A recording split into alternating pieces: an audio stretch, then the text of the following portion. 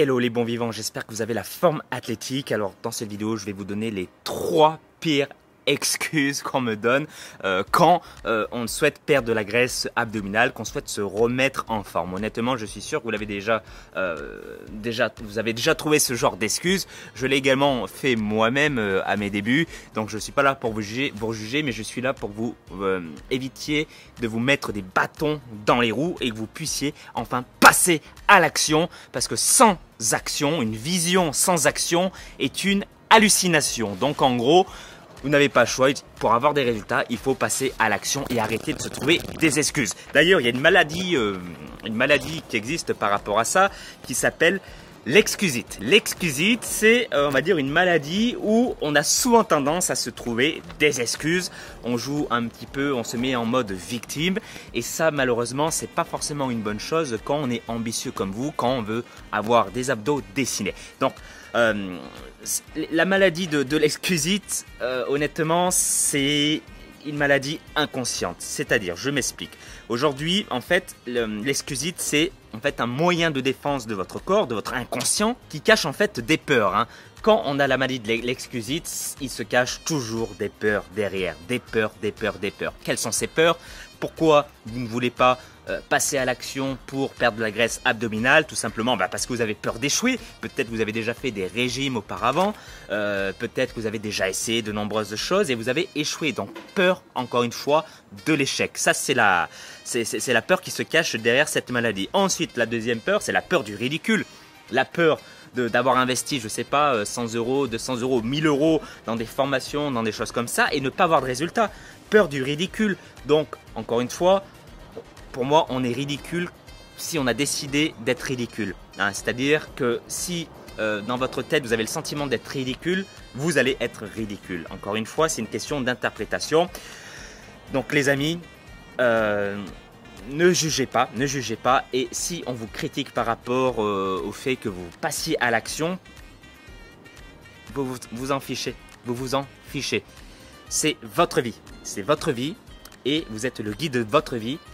Ce que pensent les autres, on n'en a rien à faire. Voilà, ça c'était mon petit message. Ensuite, il y a la peur du jugement, bien évidemment. Encore une fois, ça rejoint la peur du ridicule, mais la peur du jugement, bah voilà, mais pourquoi t'as fait ça pourquoi t'as investi ça? Mais t'es nul, voilà, t'arriveras jamais. Voilà, ce genre de choses. On a tous un environnement plus ou moins toxique. Encore une fois, comme on dit, vous êtes la moyenne des 5 personnes avec qui vous passez le plus de temps. Et en l'occurrence, pour ce qui est de la remise en forme, si vous voulez perdre de la graisse abdominale, regardez votre entourage. Et je suis sûr que les 5 personnes avec qui vous passez le plus de temps mangent mal, ont un bide comme ça, ou du gras, ou peut-être des gens tout fins, mais qui mangent très mal, quoi qu'il en soit. Donc forcément, ça pose problème. Quand on a la maladie de l'excusite, on se voile la face. Alors je l'ai déjà fait aussi, c'est humain en fait, on est conditionné comme ça, on a des moyens de défense, on porte des masques à longueur de temps dans notre société. Voilà, vous ne vous comportez pas de la même manière avec votre patron qu'avec votre femme, hein, par exemple. Donc ça c'est les masques, hein, vous n'êtes pas forcément vous-même. Donc moi, encore une fois, si je vous dis ça, ce n'est pas pour vous juger, c'est pour que vous puissiez réussir. J'ai qu'un but, c'est votre objectif, la réussite de votre objectif. Que vous m'envoyez une photo dans quelques mois, quelques semaines et vous montrez, Kevin, t'as vu, j'ai la forme athlétique, j'ai des abdos dessinés, merci. Merci parce que tu m'as donné la motivation pour passer à l'action. Ça, c'est mon objectif. Allez, je vais vous donner maintenant les 3 pires excuses et vous en avez peut-être une parmi celles que je vais vous énoncer dans quelques instants. Encore une fois, je ne suis pas là pour juger, mais simplement pour vous faire prendre conscience, pour conscientiser vos peurs pour que vous puissiez passer à l'action. Première excuse que j'entends très souvent, c'est « je suis trop vieux ». Alors généralement, les hommes, quand ils ont dépassé la quarantaine, qu'ils ont plus de 40 ans, ça y est, pour eux, ils sont vieux, ça devient presque des hommes de 70 ans. En gros, j'ai trouvé que les gens trouvaient cette excuse quand ils dépassaient 40 ans. Hein. En dessous de 40 ans, généralement, on dit jamais « je suis trop vieux ». Mais passer 40 ans, voilà, psychologiquement, c'est peut-être dur pour un homme, même pour une femme. Et heureusement que vous n'avez pas 70 ans d'ailleurs, parce que je ne sais pas ce que ce serait quand vous aurez 70 ans. Et en fait, pour être honnête, le seul frein que vous avez, c'est votre métabolisme. Pour moi, c'est le seul frein qui peut vous empêcher de perdre de la graisse abdominale rapidement. Alors, il y a des solutions. Mais l'âge, Forcément, à 40 ans, on a un métabolisme qui brûle peut-être moins vite qu'à 20 ans. Ça, j'en suis totalement conscient. Et encore, ça dépend de ce que vous avez fait. Un jeune qui a fait aucune musculation de toute sa vie et qui sait comme un piquet aura un métabolisme moins rapide, moins élevé qu'un gars qui fait de la musculation depuis l'âge de 16 ans et qui a une bonne masse musculaire. Donc encore une fois, c'est à voir au cas par cas. Mais en tous les cas, trouver comme excuse je suis trop vieux pour perdre de la graisse abdominale, donc je préfère être plus gros encore. Ça, c'est une sacrée belle excuse. Donc l'âge, on s'en fiche. Il n'y a pas d'âge pour réussir. Il n'y a pas d'âge pour perdre du gras, pour perdre du poids. Ok. Deuxième excuse qu'on me donne, je n'ai pas la génétique. Alors les amis, comme je l'ai dit auparavant, on n'a pas tous la même génétique, on n'a pas tous le même métabolisme. Chacun d'entre nous est différent.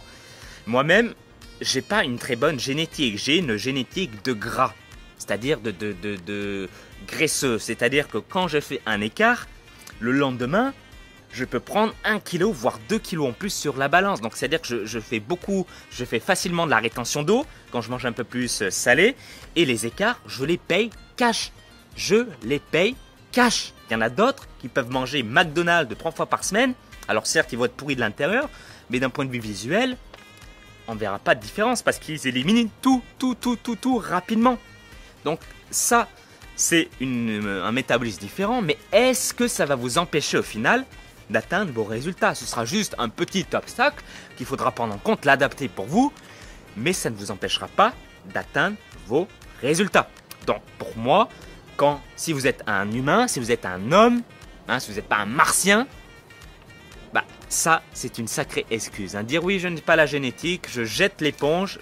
Quelle sacrée excuse. Donc, s'il vous plaît, ne me dites plus jamais cette excuse. Vraiment, même pour vous, ne vous voilez pas la face. La génétique, on n'est pas tous égaux. Mais encore une fois, rien n'est impossible, bien au contraire. La troisième excuse qu'on me donne souvent, et c'est la pire excuse pour moi, c'est la pire, elle est encore pire que les deux précédentes, c'est je n'ai pas le temps.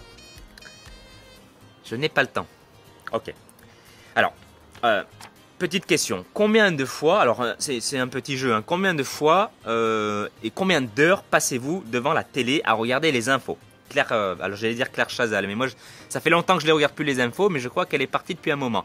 Anne-Claire Coudray par exemple, sur TF1, combien de temps vous passez par semaine? Imaginons, allez, une demi-heure par jour. Ça fait environ, si je suis bon en maths, 3h30 passées devant les infos. 3h30 par semaine. À votre avis, est-ce que en 3h30, vous pouvez vous entraîner au moins une fois? Bien évidemment. Et moi, je vais vous donner une structure d'entraînement. Par exemple, avec 3h30, vous pouvez facilement vous entraîner, faire 3 séances d'une demi-heure, ce qui fait 1h30 d'entraînement par semaine, où vous allez faire quelque chose de minimaliste, c'est-à-dire vous allez travailler votre sangle abdominale, le bas de votre dos, et faire des séances de type HIIT, c'est-à-dire qui brûlent un maximum de graisse, assez intensive, mais ça va durer 30 minutes. 30 minutes. Est-ce que c'est un problème de temps?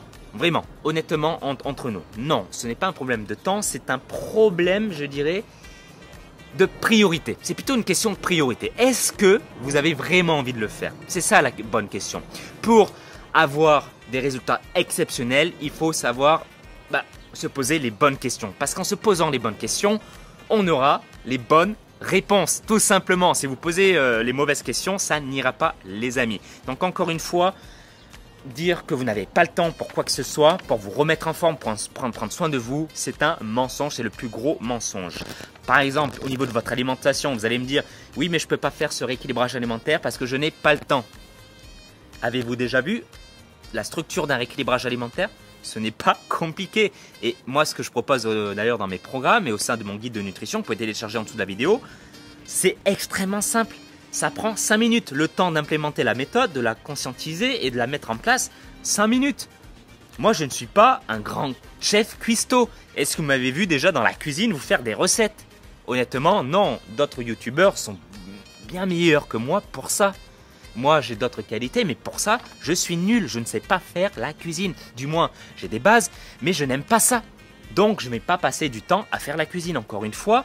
Mais ça ne m'empêche pas d'appliquer le rééquilibrage alimentaire en étant malin. Mais c'est sûr que le week-end, je délègue ça et je le fais parfois avec ma copine, à deux.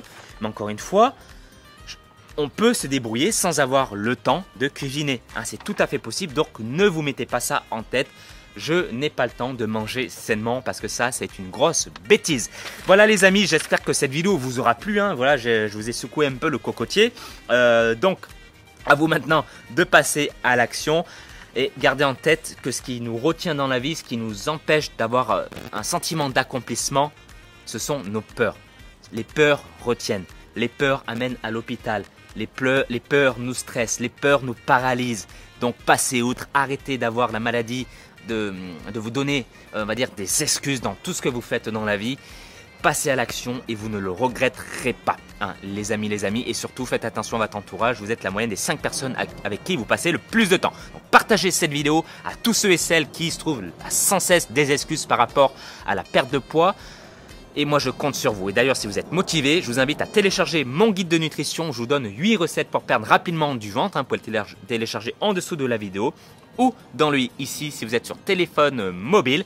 Je vous souhaite encore une fois tous mes vœux de succès et surtout que la forme athlétique soit avec vous. À très vite.